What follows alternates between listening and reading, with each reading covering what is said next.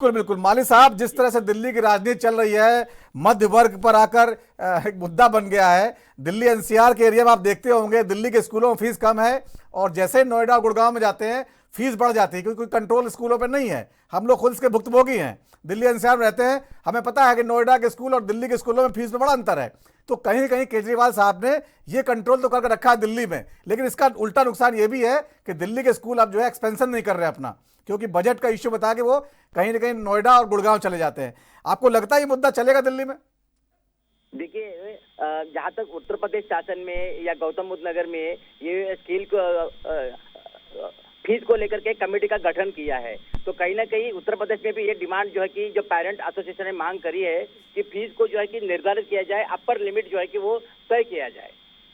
तो ये तो यहाँ पर भी जो है कि वो लागू हो रहा है और ऐसी जो है कि मांग पेरेंट्स एसोसिएशन बढ़ चढ़ करके जो है कि वो कर रहे हैं।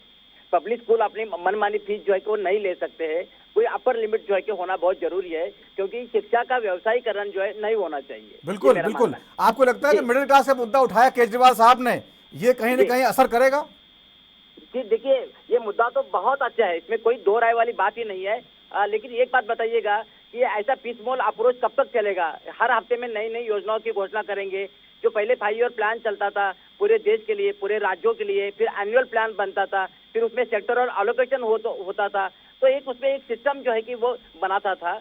तो जिस तरह का आप जो कि ये विकास की जो बात कर रहे हैं या इस तरह की योजनाओं की बात कर रहे हैं रोज नई नई, क्यों ना कि हम लोग दोबारा से 5 ईयर प्लान या एनुअल प्लान की हम लोग बात करें। और आज जो आपने ये जो शिक्षा क्षेत्र में जो 2% से लेकर के 10% जो बजट का वृद्धि का प्रावधान जो उन्होंने रखा है वो बिल्कुल सराहनीय है। Education promotion society of India, India की ये अपेक्स प्राइवेट एजुकेशन सेक्टर की बॉडी है। ये कई सालों से ये केंद्र सरकार कर डिमांड कर रहे हैं कि भैया ये जो है ये बजट जो है शिक्षा के ऊपर बढ़ाना बहुत जरूरी है।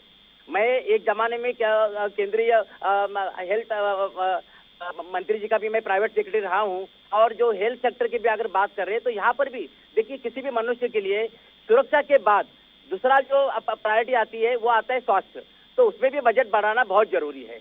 और अभी हमारा 75 ईयर से ज्यादा हो गए और अभी हमारी शिक्षा की हालत खास करके गाँवों में है ना कि या जो गवर्नमेंट के स्कूल्स है उसमें इतनी बदतर हालत है, तो बजट बढ़ाना ये बिल्कुल मेरे ख्याल से कि ये सराहनीय कदम है। जी आप माली साहब, आप योजना आयोग में रहे हैं, योजना आयोग जो है पूरे देश के लिए प्लानिंग बनाता है, तो मिडिल क्लास का ध्यान क्यों नहीं रखा जाता? सरकारी कर्मचारियों का ध्यान तो रखते हैं, उनका वेतन समय समय बढ़ जाता है, डीए लग जाता है, क्योंकि वो एक जो है नाराज ना हो जाए। लेकिन जो गैर सरकारी काम करते हैं, खासतौर दिल्ली एनसीआर में, बड़े शहरों में, मुंबई में, चेन्नई में, बेंगलुरु में, उन कर्मचारियों पर हमेशा टैक्स लेने के लिए गवर्नमेंट योजना बनाती है, उनके लिए कुछ ऐसा राहत के इंतजाम किए जाते नहीं हैं। देखो हमारा भारत एक कल्याणकारी राज्य है, और अगर वो केंद्रीय सरकार के कर्मचारियों को देता है, पेंशनर को देता है, तो एक मिनिमम एक्ट जो वेज का एक्ट भी जो है कि वो प्राइवेट सेक्टर के लिए जो है कि वो बनाया हुआ है, वो तो राज्य सरकार के ऊपर है। जो स्थानीय सरकार है उसको जो है कि उन्होंने इम्प्लीमेंट जो है कि वो करना चाहिए। तो हमारा जो केंद्र सरकार है वो तो सभी वर्गों का जो है कि वो ध्यान रखता है, जहाँ तक मैं मानता हूँ। जी।